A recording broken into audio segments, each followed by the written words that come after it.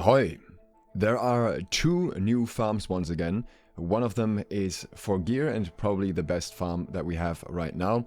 Another one is for charms and a bit more mysterious and unique, I'd call it. So as you can see here, this is the first farm that we will be talking about. This farm is known on a couple of servers at this point, but I don't know how much it is utilized yet. I'd like to thank Drytron for being the one to point that out to me. The farm is Zattu and is in Cutlass Keys. If you go to the Marsh View Shrine in the middle of the map and you cross the bridge, you come over here to the Cursed Steps and you go south a little bit. You'll see this little area here that you can enter with a few ancients around. And up on top of this area there is a little chest, and next to that is Zattu. And Zattu, like many other mobs in the game, will spawn more when there are more players around. So it is worth doing this with at least one raid group. You can see that the spawn rate is pretty good if you have just one raid. Zattu dies very quickly, so if you have more than one raid, you have to make sure that you actually get tags, because as you can see, health bar is gone pretty quick there. But it is also a very, very nice AFK farm because of that, because you really don't need many people actually killing Zattu. And everyone else, as you can see, is just standing around and waiting. So this is something that I wouldn't use as an active farm. I think there are much better active farms, be it chest runs, be it catacombs, be it PvP.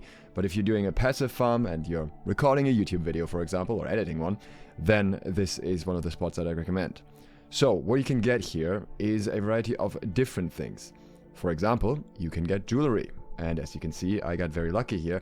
I got a triple defense jewelry.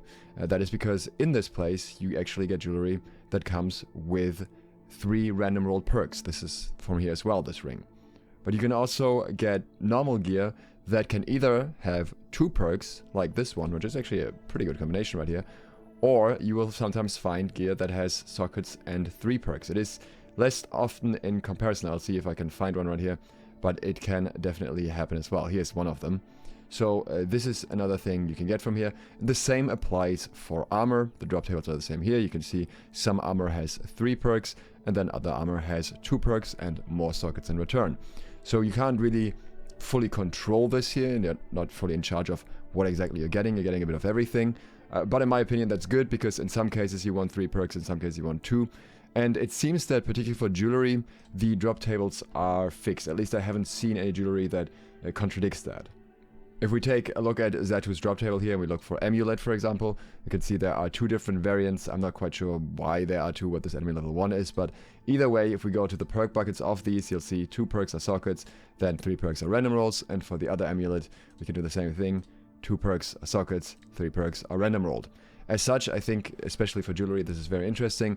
A big chase item at the moment is triple protection jewelry. People are more specifically after triple physical, thrust, strike, and slash, which is obviously very hard to get, and there are many avenues to roll jewelry, and you can more efficiently roll jewelry from catacombs. But again, if you're just AFKing, if you're not doing anything else, then this is a very good spot. It is in many ways similar to another spot, which is Mercy Redoubt.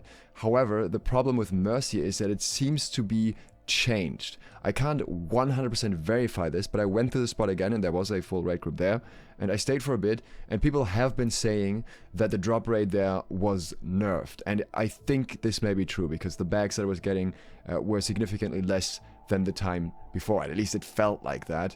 And as such, that is, in my opinion, not the best spot anymore for jewelry. And the other farm that most people are still doing at this point, which I think is not worth it, is the gorillas on Isle of Zervan. However, they cannot drop jewelry. And also it seems like there is a cap on the spawn rate for those, no matter how many people there are, which I think is true for all mobs, but I feel like it's more impactful with those. If you are specifically after only the perk setup that you can get from gorillas and you don't want any random rolls, then maybe that's better. But in general, I would think that this spot is better. Also because you can get a lot of the gathering gear here. You can see I've got a bunch of harvester stuff and everything, which is a nice little bonus as well. And Zattu seems to have a guaranteed bag every time. As you can see here, we got a ton of bags just while I was recording this. So this is something that you'll see with a lot of name mobs, that they're just a guaranteed bag. He will not always drop a legendary item. Very, very rarely you'll just get a green item, but usually you get at least one item, and as such, the bag rate in this place, in my opinion, is very good, comparable to Tower, but with much better loot than Tower. So I think this should be the spot you should be aiming for. The problem is, if it gets too full, it might be difficult to get a tag on Zattu, and I don't know how much the spawn rate goes up if there's, say, 4 raids. If you appreciate this info so far, consider subscribing and clicking the bell. Also, feel free to stop by on twitch.tv/SLOTH if you want to see me stream. But there is also another really weird farm mechanic that I want to talk about, related to the Cutlass Keys PvP zone, and in this case I don't feel too bad if that ends up getting nerfed, because I don't think that's in any way designed to be that way. I will let you know that it exists, but it's weird. So a YouTuber called Snoop Chiller uploaded the video about this a couple of days ago, and essentially they found a way to manipulate the luck mechanic, or at least that's what they claim. I don't know if this is true, I haven't fully verified this. And the way they're describing it is, you do a lot of elite chest runs and you basically don't loot any ores or anything like that, you just loot the chests. And by the end of it you will have a bunch of loot protection stacked up. And somehow going into the PvP zone in Cutlass Keys, which has weird dynamics when it comes to chests anyways, going into this area will give you a guaranteed charm from every chest after that, since you are somehow using the luck save mechanic and it doesn't reset. And this might explain why so many people have been saying that they're getting insane loots from that zone, while others have been saying they're basically getting nothing. I went there and I was not very impressed, but I also don't do 4 hours of ECRs, so that does kind of match up. And I haven't tried this and I will not try this, because very questionable mechanic in my opinion, and also I don't want to do ECRs for 4 hours. But if anyone wants to dig into that further and wants to see if that's consistently repeatable, that's possible, feel free to do it. I would expect that that would likely get fixed down the line if that's actually the case, because it doesn't seem like something that would be intended.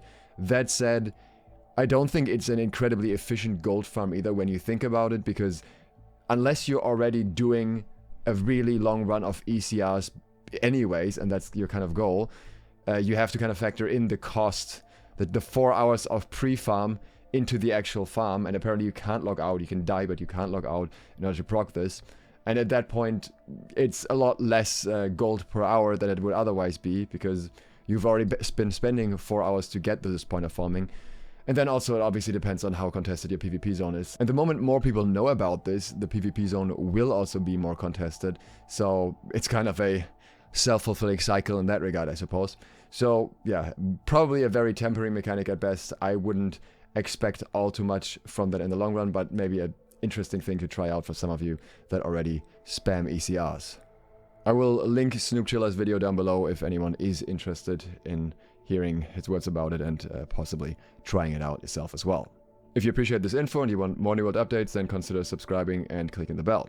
If you want early trading tips, I posted one about what I think are the best charms and rune glasses to sell recently. That's on my Patreon. Thanks to all of my patrons who already support me there, and thank you for watching.